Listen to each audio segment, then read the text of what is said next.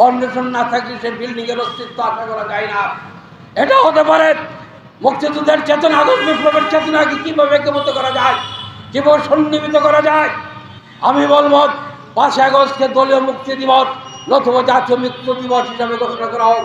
তাহলে আমরা বারবার দলীয় যাতা করলে আমরা নিষ্পেষিত হব না, তাদের হাতের ক্রীড়ক হব না। আজকে আমরা সাম্রাজ্যবাদের কথা বলি, কিন্তু সাম্রাজ্যবাদের চেয়ে ভয়ানক আজকে দলীয় সাম্রাজ্যবাদ। আমরা দেখেছি বৃহত্তর দলগুলোর একচেটিয়া শাসন, শোষণ, জুলুম, নির্যাতন, যেটা সাম্রাজ্যবাদের শাসন শোষণকে হার মেরেছে।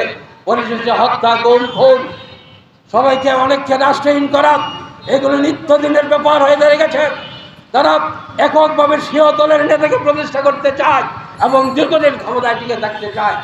এই উন্মাদনায় আজকে আমাদের দেশে স্বৈরাচার আমাদের ঘরে বসেছে।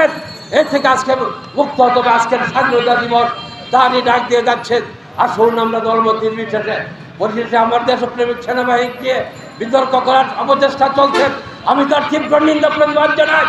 আমি মনে করি ডক্টর মোহাম্মদ ইউনূস এবং সেনাপ্রধান একে অপরের পরিপূরক। একজনকে বাদ দিয়ে আরেকজনের কল্পনা আশা করা যায় না। দুইজনের সমন্বয়ে কীভাবে মুক্তিযুদ্ধের চেতনা, আগস্ট বিপ্লবের চেতনাকে একীভূত করা যায়, গণতন্ত্র কীভাবে প্রাতিষ্ঠানিক রূপ পাওয়া যায়, যাতে আর কোনোদিন স্বৈরাচার বিদায় হওয়ার পর কোনো স্বৈরাচার প্রতিষ্ঠান না হয়, তাদের শিকড় উপরে দিতে হবে। এই হোক আজকের স্বাধীনতা দিবস আমাদের কাম্য, এই প্রত্যাশা ব্যক্ত করছে।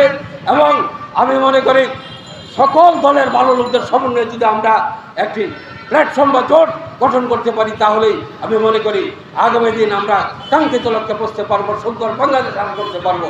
আর আজকে যারা 3 মাস 30 দিন আন্দোলন করে বিপ্লবী সাজেন, তাদেরকে বলবো যারা 30 বছর আন্দোলন করছে তাদেরকে আপনারা কি বলবেন?